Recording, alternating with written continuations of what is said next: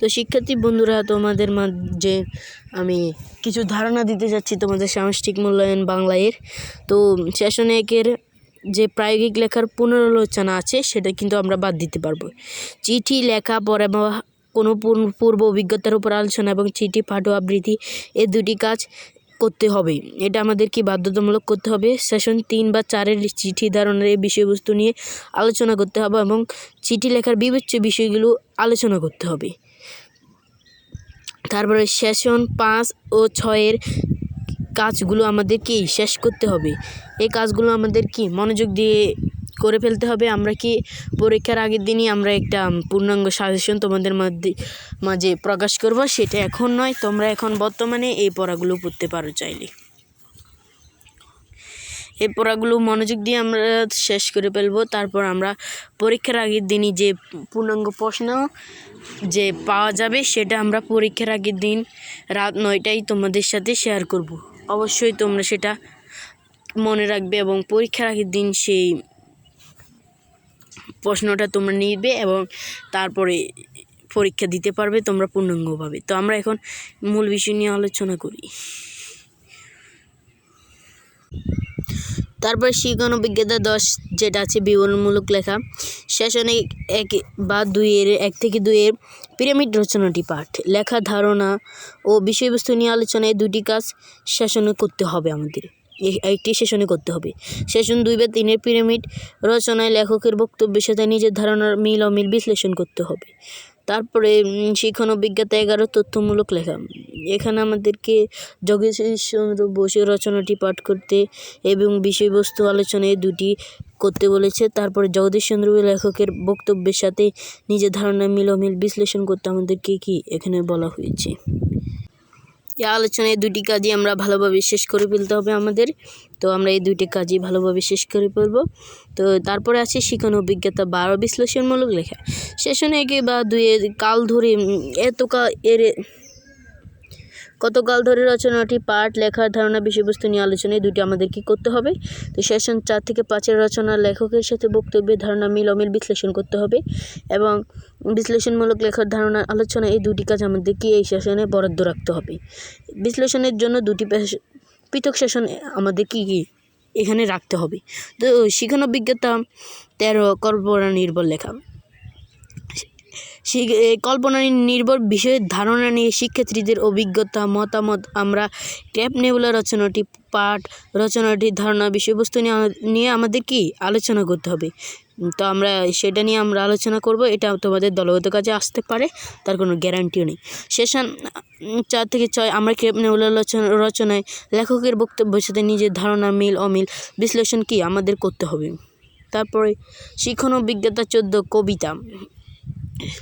কল্পনা নির্ভর লেখা, বিষয়বস্তু নির্ধারণ, কল্পনা নির্ভর লেখা প্রস্তুত করা এই কাজটির জন্য একটি শাসন। শিক্ষণ অভিজ্ঞতা 14 কবিতা। সেশন 1 থেকে 3 এর কবিতা পড়ি 1 থেকে 3 প্রতিটির জন্য পাঠ্য বইয়ের কবিতা নীরবে ও সরবে কি পাঠ করতে হবে। পাঠ্য বইয়ের কবিতার বিষয় ও মূল ভাব চিহ্নিত করে নিজের ভাষায় লেখা কার্যক্রম দুটি একটি সেশনের মধ্যে সমাপ্ত করা যাবে। সেশন 4 থেকে 5-এর কবিতা পড়ি প্রতিটির জন্য জীবন পাশের সঙ্গে কবিতার সম্পর্ক করা যায়, কোন ধরনের আবেগ পাচ্ছে এই কাজ দুটি সেশনে সম্পন্ন করা যায়। সেশন 16-17-এর কবিতা পড়ি 1 থেকে 3 প্রতিটির জন্য নিজের কল্পনা অনুভূতি কবিতা লেখা যায়। আমরা কি আমাদের নিজের কল্পনা ও অনুভূতি দিয়ে একটা কি কবিতা লেখার চেষ্টা করব। এই কার্যক্রম বাড়িতে করতে দিয়ে কবিতার বৈশিষ্ট্য খুঁজে বের করতে হবে, আমাদের বৈশিষ্ট্য অনুযায়ী লেখা যাচাই করতে হবে। শিক্ষণ অভিজ্ঞতা 15 ছড়া। সেশন 1 বা 1 থেকে 3-এর ছড়া ধারণা নিয়ে শিক্ষার্থীদের অভিজ্ঞতা মতামত, ছড়া পাঠ, ছড়ার বিষয় মূলভাব নিয়ে আলোচনা এই 3টি কাজ কি একটি সেশনে করতে হবে। তো পরিবেশের সঙ্গে ছড়ার সম্পর্ক এবং ছড়ার কোন ধরনের আবেগ প্রকাশ পাচ্ছে তা সম্পন্ন করতে হবে। শিক্ষণ অভিজ্ঞতা 16 এটা কি আমাদের যে তোমাদের শিক্ষকই তোমাদের কি এই প্রশ্নটার মানে উত্তরণ এই প্রশ্ন অনুযায়ী তোমাদেরকে উত্তর লিখতে হবে, এটা তোমাদের শিক্ষক করে দেবে। তারপরে আছে শিক্ষণ অভিজ্ঞতা 17 গল্প। সেশন 1 থেকে 2 এর উভয় গল্পের জন্য গল্প নীরবে ও সরবে পাঠ করা 15 থেকে 20 মিনিট সময়ের মধ্যে করে নেওয়া যাবে।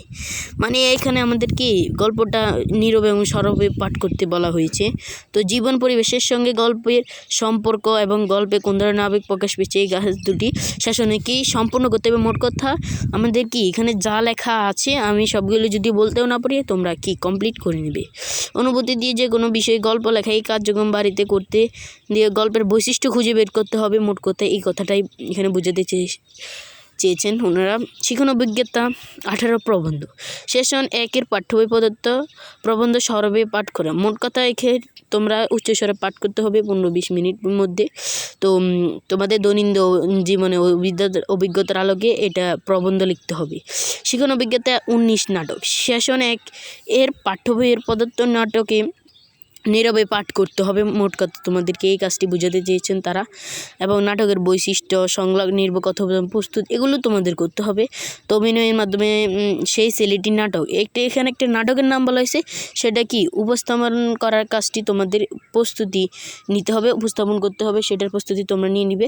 শিখন অভিজ্ঞতা 20 সাহিত্যের নানা রূপ। শিক্ষক সহায়িকা অনুসারে শ্রেণী কার্যক্রম চলবে। মোট কথা এটা তোমাদের শিক্ষক বুঝিয়ে দিবেন। তো শিখন অভিজ্ঞতা 21 প্রশ্ন করতে শেখা, এটাও তোমাদের শিক্ষক বুঝিয়ে দিবেন। শিখন অভিজ্ঞতা 22 সমালোচনা করতে শেখা। সমালোচনা কিভাবে করে সেটা তোমাদের ঠিকভাবে তোমাদের শিক্ষক বুঝিয়ে দিবেন। তো মোট কথা তোমরা আমাদের